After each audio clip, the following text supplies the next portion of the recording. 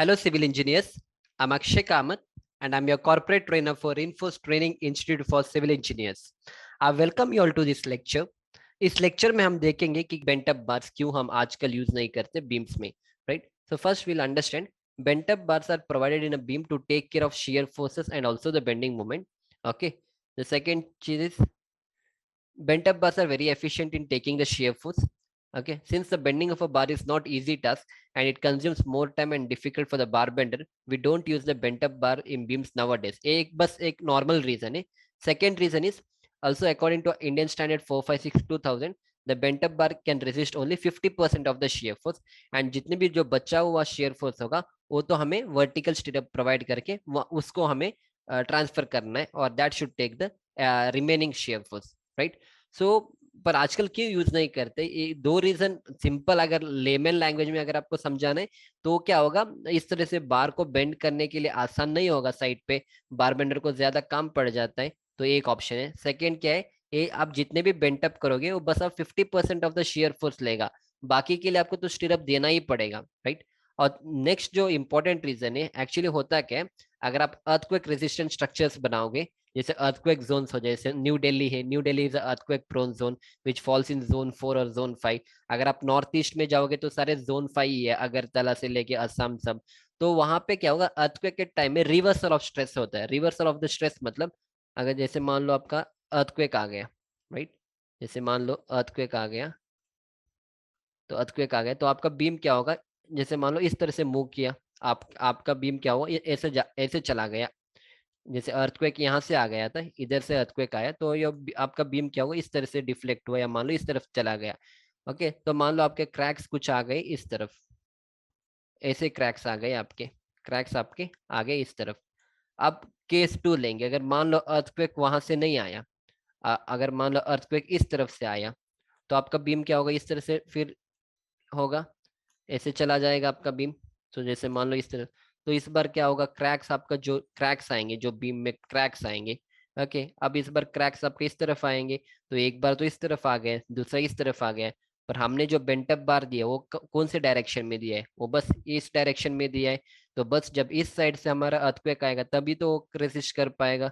अगर इस तरह से अर्थक्वेक आएगा तो हमने बार तो इस डायरेक्शन में दिया है ना, इस डायरेक्शन में, तो रेसिस्ट नहीं कर पाएगा bent up bar. Okay, so due to stress reversal, especially during earthquake, the bent up bars will fail to resist the shear. Okay, तो इसीलिए क्या होता है, आजकल हम जितने भी earthquake resistant structures बनाएंगे, जब हम डिटेलिंग करेंगे बीम को, कीपिंग दिस इन पॉइंट, हम इस तरह से बेंट अप बार को नहीं देंगे, हम क्या करेंगे, सीधा कट बार देंगे। जैसे ये वाला दिख रहा है ना, मैं आपको दिखा दूंगा इसका प्रैक्टिकल। जैसे यहाँ पे कट बार, नीचे bottom cartel, top extra, top left extra, top right extra, और बॉटम कर्टेल बार को प्रोवाइड करेंगे।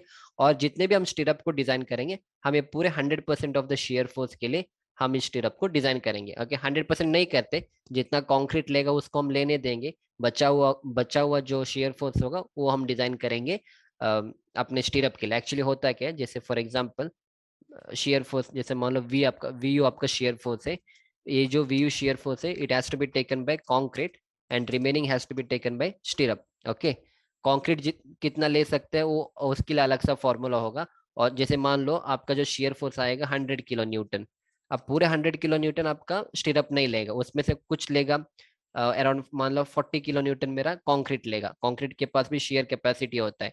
और जो बचा हुआ कितना है, 100 - 40 = 60, और जो बचा हुआ 60 किलो न्यूटन है वो स्टिरअप लेगा। अब उस 60 किलो न्यूटन के लिए हम अपने स्टिरअप को डिजाइन करेंगे। अब ये सारे डिजाइनिंग कॉन्सेप्ट है, फिर इसमें नहीं घुसेंगे हम कि ये सारी किस तरह से हमें कैलकुलेट करना है।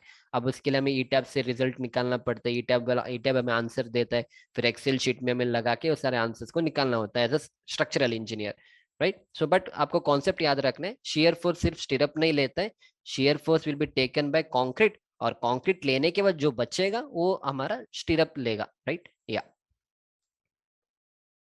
तो आप देख सकते हैं यहाँ पे क्रैक अगर इस तरह से आएगा तो ये वाला रेजिस्ट करेगा, अगर मान लो क्रैक इधर से आएगा then it will fail in resisting that. Okay, उसके बाद तो हमें देना ही पड़ेगा, स्टिरअप्स को हमें देना पड़ेगा। या सो क्रैक्स तो ऑलरेडी मैंने लास्ट टाइम समझा दिया था इन क्रैक्स के बारे में कि किस तरह से क्रैक्स डेवलप होते, राइट? सो इफ नॉट, बस इसको एक बार क्विकली हम रिकैप जैसे कर लेंगे। या ये जो क्रैक्स आपको पता है, ये बीच वाले पोर्शन में आपको क्रैक्स यूजुअली स्ट्रेट आते हैं। Okay, here the crack will be 90 degree straight आता है, तो यहाँ पे बस बॉटम स्टील है तो काफी है इन क्रैक्स को स्टॉप करने के लिए। पर जैसे जब सपोर्ट के पास जाओगे यहाँ पे क्रैक आपके 45 डिग्री में आएंगे, इसीलिए हम यहाँ पे क्या करेंगे, बहुत सपोर्ट के पास बहुत ज्यादा स्टीरअप को प्रोवाइड करेंगे। ओके, और जो क्रैक आप देखो किस तरह से क्रैक आ रहे हैं, 45 डिग्री में क्रैक आएगा। तो इसको रेजिस्ट करने के लिए हम स्टीरअप को प्रोवाइड करेंगे। अगर हम वो बेंट अप बार इस तरह से प्रोवाइड करेंगे इस तरह से, तो बस ए वाला वो रेजिस्ट कर पाएगा। अगर कल मान लो क्रैक्स इस तरह से आएगा, इस तरह से क्रैक आएगा due to reversal of the stress, तब this bent up bar will not be in a position to take care of that shear force. इसलिए हम बेंट अप बार को आजकल यूज नहीं करते, सारे स्टीरअप को यूज करेंगे और स्ट्रेट बार को हम प्रोवाइड करेंगे। ओके, या सो प्रैक्टिकली आप बेंट अप बार अगर देखोगे तो हम इस तरह से बेंट अप बार प्रोवाइड करते थे, राइट। हमने यहाँ से बार लिया, जैसे सिंपल है, इसका डिटेलिंग भी बहुत सिंपल है, will do it here. One one beam से अगर ये बीम है तो हम क्या करेंगे, ऊपर से बार लेके आएंगे, इसको इस तरह से बेंट अप करेंगे, नीचे लेके जाएंगे, ये वाला बॉटम कर्टेल हो जाएगा, फिर इसको बेंट अप करेंगे और ऐसे लेके जाते थे, राइट। पर आजकल हम इस तरह से नहीं करेंगे क्योंकि ये बेंडिंग करने में फिर दिक्कत होगी।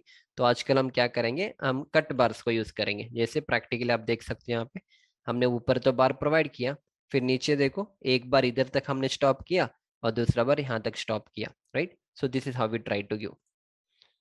जैसे यहाँ पे अगर इसको एक्चुअली इनको देखो, यहाँ पे भी इन लोगों ने गलती की है। गलती क्या है कि जैसे आपको आप बॉटम में देखो, ये बार पूरा पूरा गया है ना, बॉटम वाला बार, दो दो बॉटम बार है, ये नीचे तो तीन है, इसके बाद ये देखो सेकेंड लेयर में, राइट। सेकेंड लेयर में, सेकेंड लेयर में आपको अगर आप कॉन्सेप्ट लगाओगे, ये बार आपको पूरा लेके आने की जरूरत नहीं था, आपको बस बार को कर्टेल बार जो सेकेंड लेयर में बस इतने पोर्शन में ही देना था। अब यहाँ इनको पता नहीं कॉन्सेप्ट, तो इन्होंने क्या किया, पूरे बार को लगा दिया। तो यहाँ पे कोई यूज ही नहीं है इस बार का, राइट। सो दिस बार is of no use to us, क्योंकि आपका वो कर्टेल बार होगा, आप अगर यहाँ तक दोगे तो काफी है। अगर यही वाला बेंटअप बार होता तो क्या करते, ये ऊपर वाला बार जो है ना, इसको हम लेके आके इसे बेंट अप कर देते, यहाँ पे नीचे लेके जाते, यहाँ पे लेके आके नीचे लेके जाते।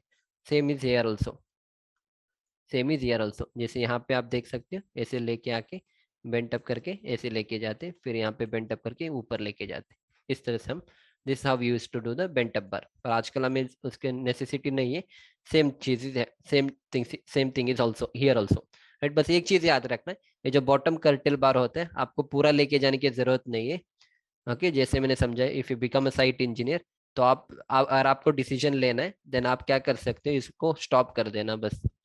इसका नेसेसिटी नहीं है पूरा लेके जाने के लिए। सेकेंड लेयर में बॉट नीचे वाला में तो पूरा जाना है, नीचे तो आपको पूरा जाना ही है, तो सेकेंड लेयर में आप बस इतना स्टॉप कर सकते हो, इतना पोर्शन आप छोड़ सकते हो। अब वो कितना छोड़ना है वो मैं आपको अगले वाले लेक्चर में समझा दूंगा। जो जनरल नोट्स में लिखा रहता है कि आपको कितना छोड़ना है नीचे से, कितना आपको ये वाला कितने तक स्टॉप करना है, will see that in the next lecture. या so we have covered most of the things, हमने हर एक चीज यहाँ पे कवर कर दिया है। तो will see you back in the next lecture. Thank you.